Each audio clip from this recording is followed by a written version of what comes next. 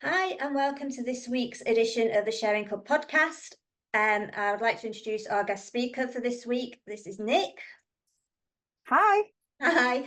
And just to update you before you go any further, as you can see, there's sort of one person missing. Unfortunately, Nat isn't well. She's really struggling with her health at the moment and just wasn't able to join us today for this week's podcast. But fingers crossed, she'll be back up to it next week. So, when you're liking and subscribing and commenting, let's all send her love and hope she feels better soon. So this week, we're going to be talking about menopause or perimenopause, the effects it has, how we live our daily lives with it, how it impacts people around us, our moods, what we're doing from a day-to-day basis. I'm suffering from it. I know Nat's in full-blown menopause because of the surgery she had at the start of the year. I know a few other women are. Nick's your peri, aren't you? So In the zone of chaos, yes. what a good way of putting it. Yes. So before we get into it, me and Nick will both talk about our experiences, how we get through each day, what it's like, but just give you some statistics. Perimenopause especially doesn't really get talked about as much as menopause. No. I find that anyway. Yeah, and the thing is, I think perimenopause is the event, really. It's where all the symptoms happen. It's but I thought it was like a fad. I thought somebody made it up. I didn't realize it was an actual thing. I know, and it's a horrendous thing, and you don't realize how early it starts because it really hits like mid-40s and can last for up to 10 years because you don't go into official menopause until you've not had a period for 12 months. So Yeah. this can go on for years and years and years. It's just misery. Yeah, I mean, late 30s, really. And now the NICE guidelines say that anybody over the age of 45 should be assumed to be in some stage of perimenopause. Ugh, it's just rubbish, isn't it? And 80% of women suffer symptoms from it, and that's a huge amount of the female population. Yeah, yeah. And like of those 80%, 25 of them apparently suffer really severe symptoms too. So Yeah, sorry, I'm trying to be healthy. My water. you're so good. I've got nothing. John will be shouting at me. Yeah, it's really difficult, isn't it? And so many of those symptoms are explained away, even in some cases by GPs, as, oh, well, it's not this, it's something else. You're just tired. You're just suffering depression. It's not that the depression's a symptom of. I think it's so difficult because your hair doesn't turn blue, your hand doesn't drop off. Like there is nothing specific that is just perimenopause. Maybe hot flushes, and that's about it. All of the other symptoms are insidious and can creep in and can be explained away by your stage of life, stress.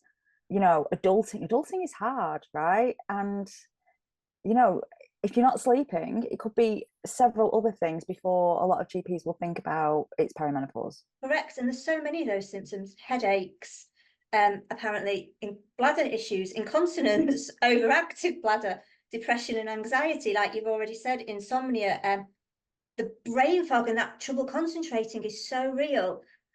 And nowadays, with so many other things on the radar, like so many adults suddenly being described with ADHD, well, trouble concentrating. Could it be that? Do you know what? It just gets brushed away with so many things, like you say, the hot flushes, mood swings, Don't know what emotional you're wreck. talking about. That's I just get very emotional. I'll just cry. It doesn't take much to make me cry, but certainly at the moment, irregular periods. Wow. Yeah. I And it mean, doesn't just mean they're not happening, does it? It can be heavier, it can be lighter. Like my cycle shrank. It's like 3 yes, weeks. that's very common. It's shorter cycle and different, either lighter or heavier or whatever. That's really common. And you'd think it would be the other way, right? You'd think it would start delaying itself by a few days every month until eventually there's nothing. But no, it's just chaotic and unpredictable. Shrinks.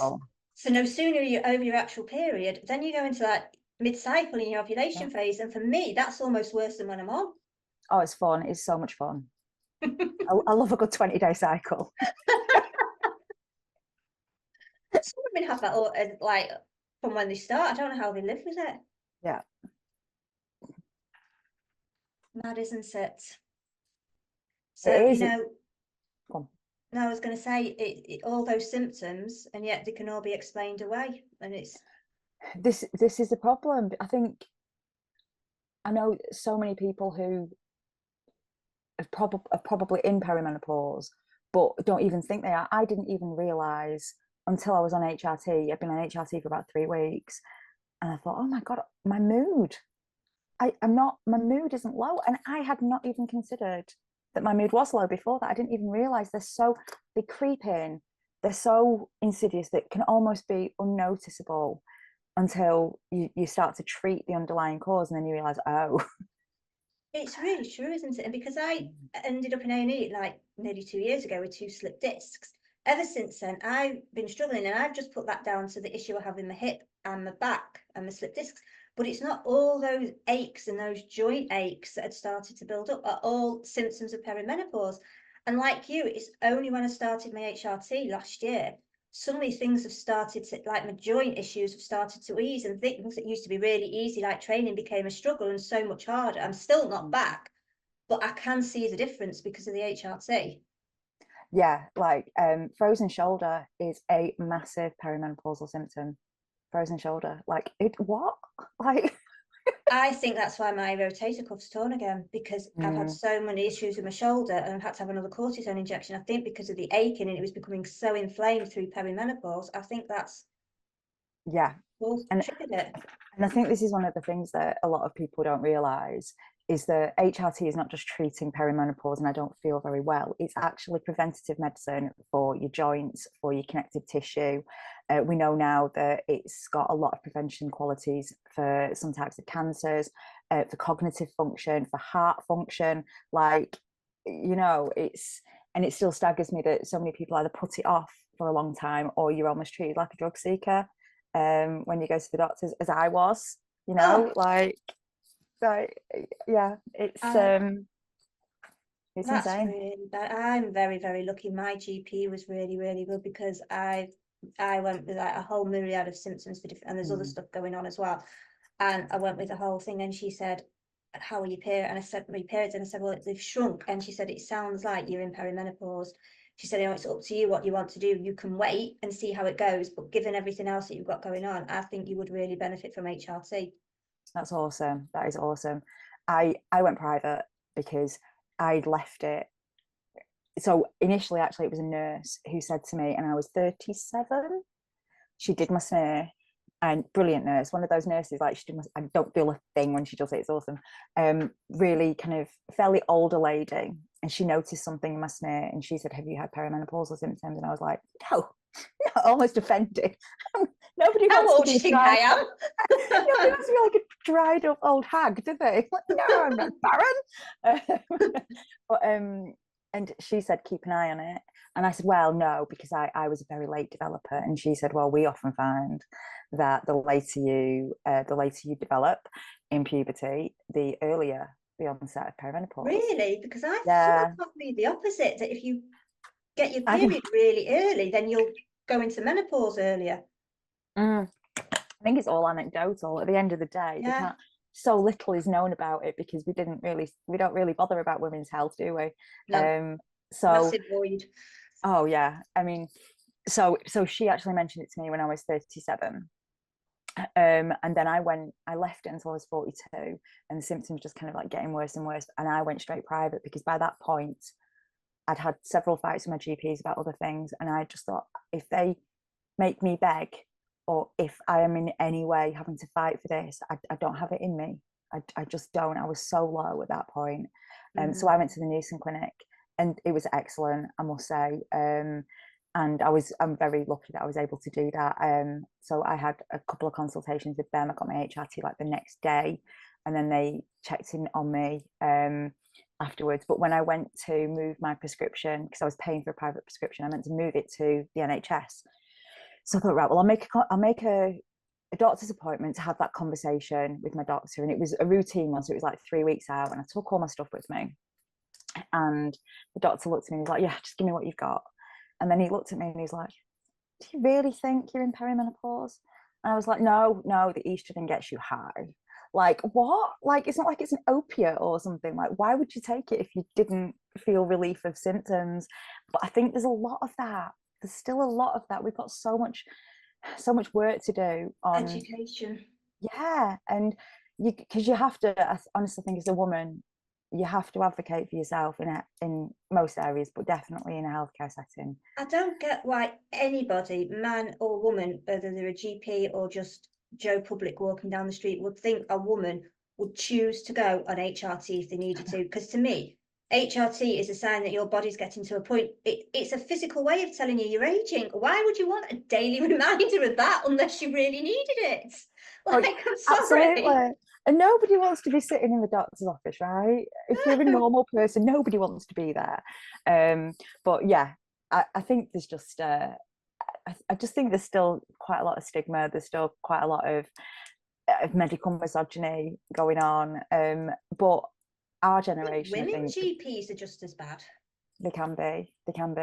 But this is, like I said, this is why I didn't have it in me. I thought if they put me off or anything, I no longer have the strength to advocate for myself. So yeah, I mean, my experience though since then has been really good in terms of access to it. My pharmacist is excellent. I was saying before, they like practically forced me to get the prepayment certificate when they realised that I was still paying for a normal prescription. They were like, no, you have to do this. They did it for me. I need to do that. I mean, to be fair, my GP is really good. They have it on the prescription so that every time I get a prescription, I get 2 lots of the gel and 2 lots of the meds. So I'm only ever paying once, but for 2 months worth of supply, which does save me money. But I do need to sort the prepayment plan out. It would Yeah, make it's a like lot of sense. it's like 19 quid. And it covers all your HRT for a year if you've got like standard HRT. One of mine isn't, and they won't cover testosterone. Not on that. I'm just on the estrogel and the progesterone, so standard. But then obviously that does, like for me anyway, that brings more appointments almost, or more conversations with my GP, because my mum had cancer of the uterus, womb cancer. It puts me at a slightly higher risk, so then I have to be monitored, and so I have to have a conversation with my GP every 3 months, or blood tests every 3 months, which is a pain, but I guess it's worth it because it's keeping me balanced. That's really good though, because I think so many GPs, if they're not up to date with training, and we ask a lot of GPs, right? They're expected to know about thousands of different illnesses presenting across dozens of different demographics of the public. So so getting one that actually knows about HRT and can manage the risk to you, like with your risk, is brilliant. But I think so many would just nope out because it's a lot of extra work, right? They would just be like, no, Danielle, you don't need it. It really is, but also it doesn't. But even with that, it's great that she's acknowledging it, but it's not enough of a risk to say don't go on it, because there's so many women that are fearful of the risks and the things that it can cause. It puts people off. Well, it was that flawed study in the 90s that has now been completely debunked. Yeah. So at a time where we've got a lot of women, probably of our mother's generation, starting to consider going on HRT, and it was Daily Mail headline, HRT causes cancer. There is nothing quicker that will turn off an entire generation to getting the reproductive health care they need. And even though that's been debunked, I know people who've gone to the doctors to talk about HRT and been told, no, it's such a big cancer risk. Like that's from the 90s. We're 30 years on from that. Like, so. That makes me feel old, 30 years on from the I know, 90s. yeah, 30 years, I thought, oh my God. And we're around. That's really frightening, isn't it? But yeah, it definitely, I think anyone who's thinking about it or worried, you need to do your research. There's some really good people out there, really good advice that you can go to. Research it for yourself, look into it. Don't make like a quick judgment and say, no, I'm not doing this because I've heard this. Because like you say, it's an old review. It's been proven wrong. And HRT is helping so many people. Yeah, absolutely. And I think this isn't an instance, if you want to have that conversation with your doctor, it's not an instance where you go in and you list your symptoms and you wait for them to put it together. Like, you absolutely have to have done your research and educated yourself on your options as well. You know, if you've got a myriad of symptoms, if you go in there and start that conversation with, can I try HRT? Like, it's not tiramisu. Like, you know what I mean? Like, you not, can I try it? But I'm looking for relief from this medical condition, from the decline or the zone of chaos in my hormones before I hit menopause. This is what I think you know, do you see any problems with that? Because we absolutely need to start advocating for ourselves a little bit more in medical settings. But it's so good now that certainly, you know, celebrities have started talking about it. It's started being more open about the need for HRT and perimenopause symptoms, and there's a lot more visibility, certainly, than I think 10, 15, 20 years ago. Definitely. I think Instagram's been great with that, because I follow a couple of women on Insta who are like celebs and who have openly said, one of them, she like in the past, I think 6 months, has found out she's perimenopausal. She had all these symptoms, didn't know what it was. Like, she's surprised she's not divorced. She says it herself, because her husband put up with a lot. And then when she found out and she went to see someone, it was like almost like relief, because it had been explained and she could understand it. And then her husband could look into it and understand the reason why and support, and know maybe when she needed 5 minutes or when to just let it go over his head, rather than it turning into a full blown argument. He knew it was perimenopause and not her. Yeah, I get very ragey. Very ragey. There's several times where I've just thought, I'm just setting fire to the house and just walking away, like Desperado style, as it blows up behind me. I'm done. Like, but I think as well, though, it comes at this time of life, like, you know, your mid-40s, if you've got kids, if you've got a career, if you're aging parents, like, all of these things put pressure on life and on yourself and your ability to cope, as well as declining hormones. It's just a hot mess. It's you know, it's pressure cooker. Even worse for people who've got kids, and kids who are teenagers and are hitting puberty. If you're hitting perimenopause or menopause as your kids are hitting puberty, and that is just a recipe for disaster, isn't it? Because it's just like two forces coming together from the opposite ends of the scale, and massive collision. Yeah, it's a hellscape. It really is. And I went through it with my mum and my stepmom. Now that I look back, my stepmom loves to say that she breezed through menopause. I had 2 hot flushes and I was fine. She was not okay. Like, I know she was not okay. But yeah, because it's a perfect storm, and this is what is one of the things that's happening in my house at the moment.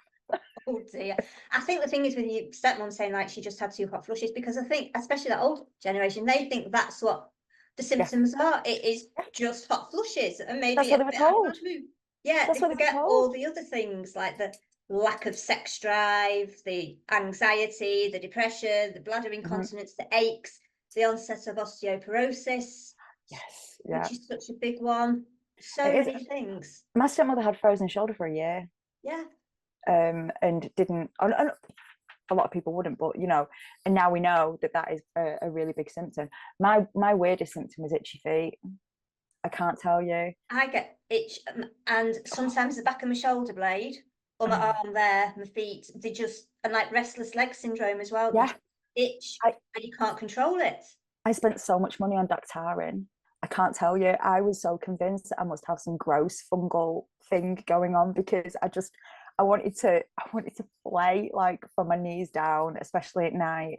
And my husband would look at me and I'd be like, you know, sitting on the sofa at the end of the day, like just frantically scratching my feet against each other. Ice.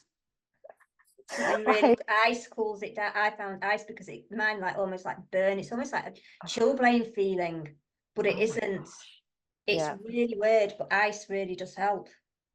It's really well, the HRT has done the heavy lifting on that for the most part, but I can tell if I forget to put my gel on in the morning, by that evening, like, my feet are yeah, it's amazing that impact has, isn't it, if you don't keep up with your HRT. So there was a couple of weeks where I hadn't taken my gel, don't know why, just I think I'd moved it, didn't see the tube. Was it brain fog? That as well, and just completely forgot. And the start of the symptoms was almost instantaneous. I could, like, that itching came back, that brain fog, that just everything, that needing to pee every 5 minutes. Yeah, I think the urinary symptoms, now I've learned something new in the last few weeks which I did not know, but your parts of certain parts of our anatomy can shrink and disappear unless treated topically. Oh, beautiful. Yes, I know.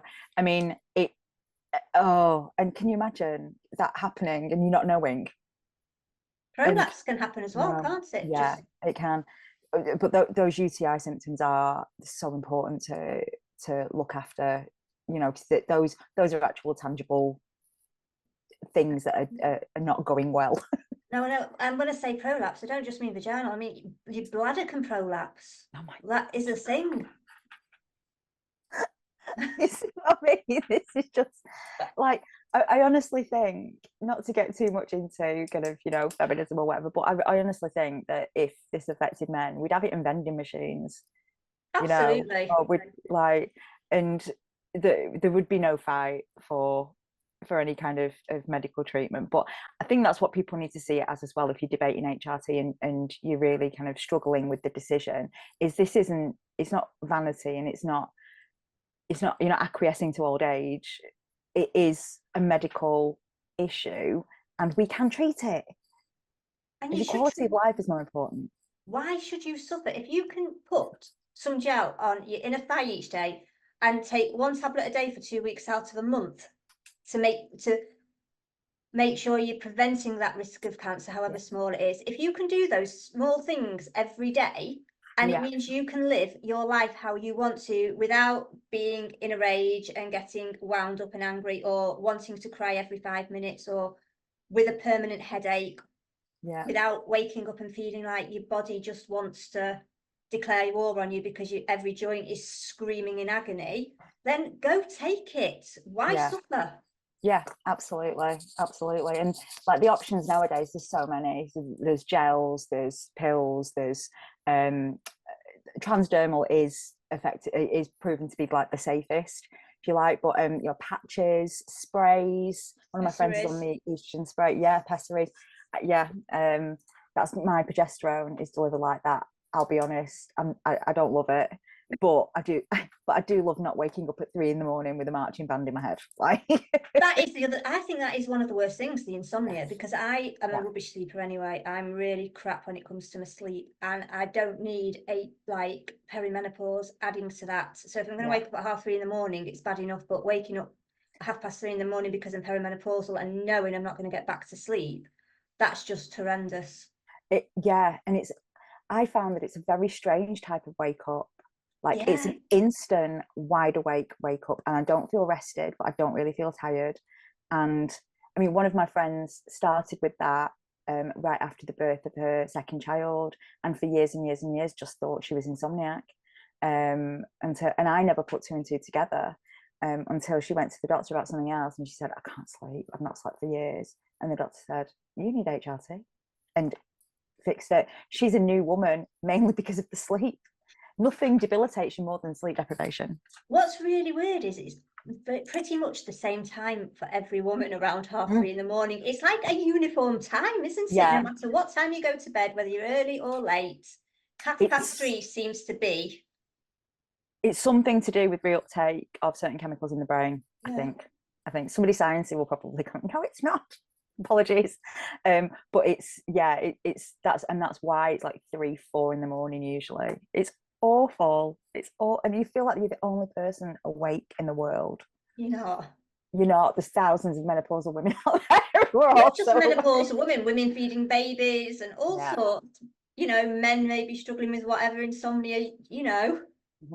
That is a symptom everybody can relate to. So if even if you can't relate to that perimenopause, if you're a man even and you're struggling with insomnia and you know what that's like, just imagine what it's like for a woman, and then add on everything else. It's brutal. The lack of sleep is brutal. I say it's one of the worst symptoms. Yeah, it's really hard. But then there's things you can do besides HRT to help yourself, isn't there? There's things like, you watch your diet, a healthy, balanced diet. I'm not saying give up chocolate or give up your glass of wine or whatever, because everybody needs something that they enjoy. You can't live your life, you can't maintain it if you don't have what you like. But a healthy, balanced diet really helps. Prioritizing protein at our age in life can massively help. But there are supplements as well. I take magnesium glycinate, which has really helped. About 6 weeks after I started taking it, I realized that my anxiety had completely gone, and it was paralyzing anxiety as well. I take magnesium. I find that really helps. It's supposed to be excellent. I started taking that. And the other one is exercise. Like with so many things, like with your mental health, with whatever, exercise really helps. And also as John would say, my PT who's been on here, building strength, lifting weight helps prevent osteoporosis. Your Yes, bones, it's so your muscles important. shrink, your bone density, you need to be building them up and actively building strength. Yeah, I resisted it for so long because I'm quite lazy. I'm quite committed to being You're not lazy. lazy. I won't call you lazy. I've known you a Oh, I long am. time. You're definitely not lazy.